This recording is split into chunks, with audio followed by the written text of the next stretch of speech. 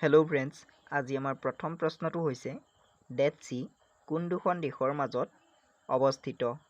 উত্তৰ জৰ্ডান আৰু Israel. Next question,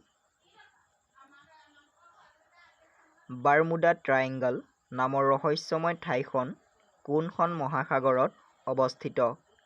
উত্তৰ আটলাণ্টিক মহাসাগৰত। নেক্সট কুৱেশ্যন, কোনখন দেশক ইউৰোপৰ খেলপথাৰ বুলি কোৱা হয়? উত্তৰ ছুইজাৰলেণ্ডক। নেক্সট কুৱেশ্যন, সূৰ্যোদয়ৰ দেশ বুলি কোনখন দেশক জনা যায়? উত্তৰ জাপানক। নেক্সট কুৱেশ্যন, বজ্ৰপাতৰ দেশ বুলি কোনখন দেশক জনা যায়? উত্তৰ ভূটানক। নেক্সট কুৱেশ্যন, আটাইতকৈ বেছি দেশ থকা মহাদেশখনৰ নাম কি? উত্তৰ আফ্ৰিকা। নেক্সট কুৱেশ্যন, শুকুলা হাতীৰ দেশ বুলি কোনখন দেশক জনা যায়? উত্তৰ থাইলেণ্ডক। নেক্সট কুৱেশ্যন, বিশ্বত মুঠ কেইখন মহাসাগৰ আছে? উত্তৰ 5খন।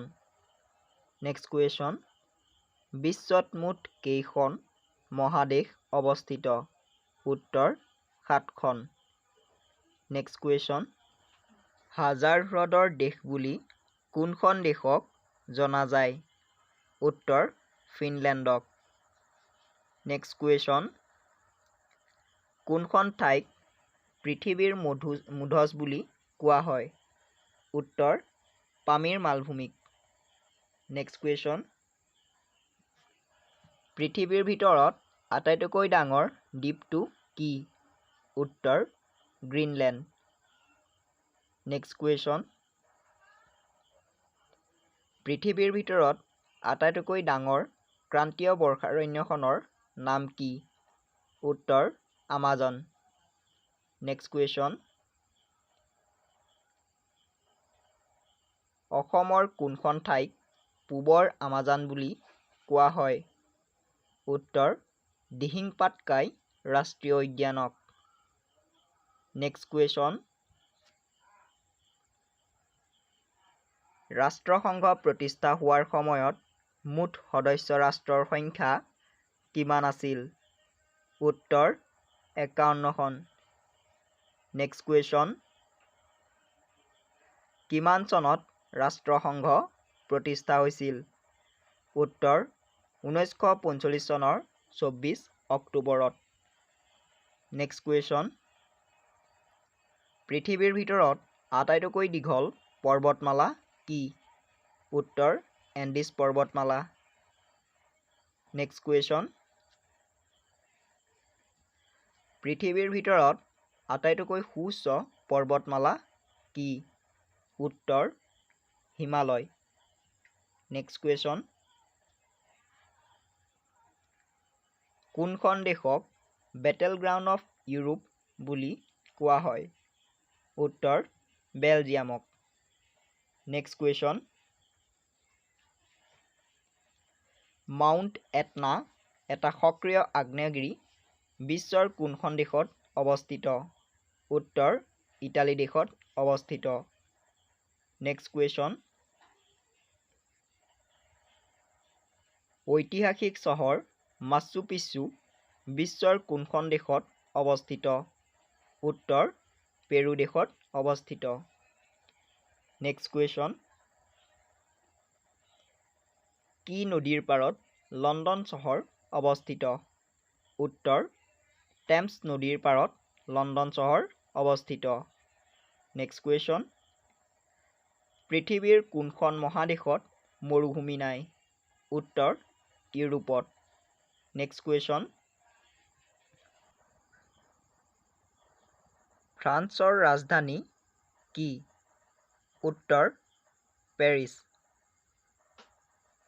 নেক্সট কুৱেশ্যন, কোনখন দেশত আটাইতকৈ বেছি হ্ৰদ অৱস্থিত? উত্তৰ কানাডাত। নেক্সট কুৱেশ্যন, ইমু চৰাই কোনখন দেশত পোৱা যায়? উত্তৰ অষ্ট্ৰেলিয়াত। Next question. পৃথিৱীৰ ভিতৰত আটাইতকৈ সুউচ্চ জলপ্ৰপাতটোৰ নাম কি আৰু ই বিশ্বৰ কোনখন দেশত অৱস্থিত? উত্তৰ এঞ্জেল জলপ্ৰপাত আৰু ই ভেনেজুৱেলাত অৱস্থিত। Next question.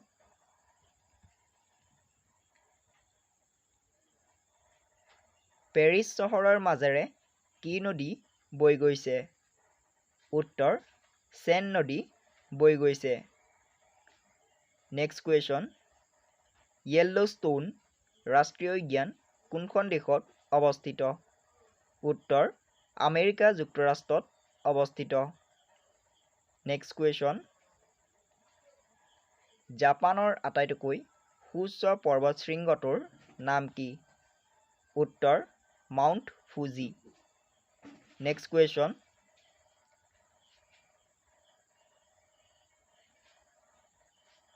আন্তৰ্জাতিক নাৰী দিৱস কিমান তাৰিখে পালন কৰা হয়?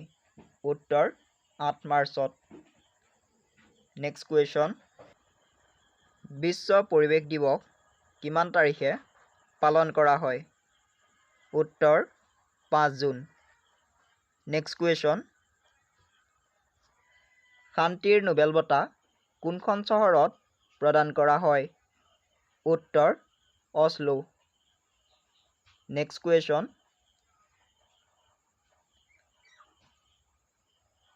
নোবেল বঁটা শান্তিৰ নোবেল বঁটাৰ বাহিৰে কোনখন চহৰত প্ৰদান কৰা হয়? উত্তৰ ষ্টকহোমত। Next question. ভাৰতবৰ্ষৰ প্ৰথম নোবেল বঁটা লাভ কৰা ব্যক্তি কোন? উত্তৰ ৰবীন্দ্ৰনাথ ঠাকুৰ।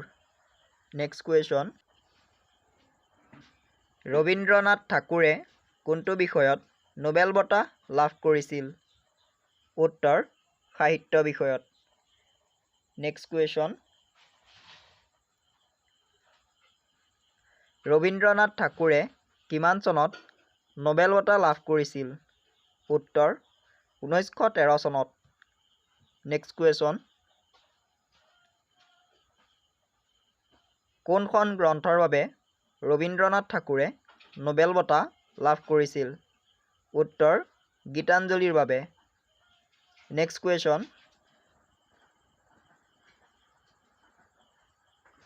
কিমান চনৰ পৰা নোবেল বঁটা প্ৰদান কৰা হয়? উত্তৰ 1901 চনৰ পৰা। Next question. কোনজন ব্যক্তিৰ নামানুসৰি নোবেল বঁটা প্ৰদান কৰা হয়? উত্তৰ আলফ্ৰেড নোবেল ব্যক্তিৰ নামানুসৰি। Next question. বৰ্তমান জনসংখ্যাৰ ফালৰ পৰা আফ্ৰিকা মহাদেশৰ আটাইতকৈ ডাঙৰ দেশখনৰ নাম কি? উত্তৰ নাইজেৰিয়া। Next question. ধৰিত্ৰী দিৱস কিমান তাৰিখে পালন কৰা হয়? উত্তৰ 22 এপ্ৰিলত। Next question. ডায়েগো গাৰ্চিয়া বিশ্বৰ কোনখন মহাসাগৰত অৱস্থিত এটা দ্বীপ? উত্তৰ ভাৰত মহাসাগৰত।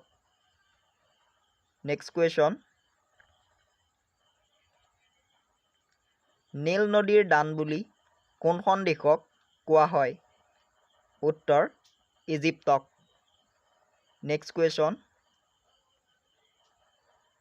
মহাকাশলৈ যোৱা প্ৰথমজন ব্যক্তি কোন? উত্তৰ ইউৰি গাগাৰিন। Next question. পৃথিৱীৰ ভিতৰত আটাইতকৈ বেছি কফি উৎপাদন কৰা দেশখনৰ নাম কি? উত্তৰ ব্ৰাজিল। Next question. পৃথিৱীৰ ভিতৰত আটাইতকৈ ডাঙৰ মহাসাগৰখনৰ নাম কি? উত্তৰ প্ৰশান্ত মহাসাগৰ। Next question. পৃথিৱীৰ ভিতৰত আটাইতকৈ ডাঙৰ মহাদেশখনৰ নাম কি? উত্তৰ এছিয়া। নেক্সট কুৱেশ্যন, পৃথিৱীৰ ভিতৰত আটাইতকৈ দীঘল নদীখনৰ নাম কি? উত্তৰ নীল নদী। নেক্সট কুৱেশ্যন, পৃথিৱীৰ ভিতৰত আটাইতকৈ বহল নদীখনৰ নাম কি? উত্তৰ আমাজন।